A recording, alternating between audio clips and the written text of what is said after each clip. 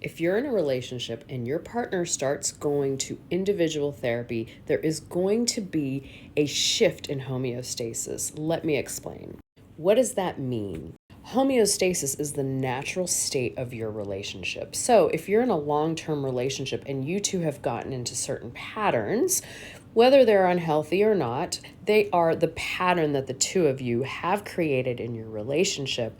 And if one partner starts going to therapy on their own to work on themselves, to better themselves, to understand what's going on with them, they're going to start to understand and gain awareness about patterns in their life that aren't serving them, right? That's what happens a lot of times in really good individual therapy with people that are really willing to do the work. That's another story for another time. People that are really willing to do the work are going to come to therapy and be very authentic, vulnerable, and honest about what's going on with them. These people are likely to make major, massive changes in their life that's going to change the dynamic in your relationship, i.e., it's going to create a shift in the homeostasis. The partner who is not going to therapy is going to feel this, and it's going to feel difficult, scary, hard, maybe good in a lot of ways, but different. And different can be difficult because you have to adjust. The homeostasis needs to shift. Think about the wheel. Think about a wheel on a car.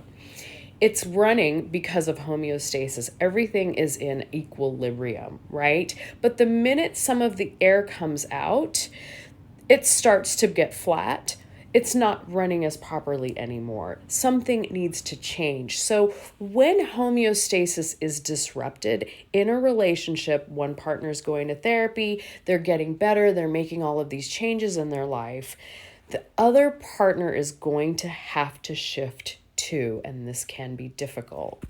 This can be difficult both for the partner that's not going to therapy as well as for the partner that's going to therapy. The partner that's going to therapy wants to make all these changes, but they're coming back to an environment in which the old patterns are being consistently utilized. So making those changes are going to be hard. They're still going to try, and it might be really abrupt and really difficult. The partner that's not going to therapy with them is not going to understand what the heck is going on, is going to try to revert to the old ways of patterns and beings. This is likely to create more conflict in the relationship, at least in the beginning, until the other partner gets on board so that homeostasis can be created again. This can take time, this can take work, but I just wanted to throw this out there because if you are noticing shifts and changes in your relationship and you don't know what the hell is going on, it might be because your partner is changing, which people should change. That's how we evolve and grow. We change, we learn about ourselves, we grow. But if partners aren't involved in this change, it can be really hard. One way that partners can navigate this is by going to couples therapy together, going to joint therapy together so they can get on the same page with the changes that people are trying to make. If one partner is trying to make some changes, the other partner may not be amenable to these changes, may not understand them. Having a third party sort of help you navigate these changes, because we all need to change and grow.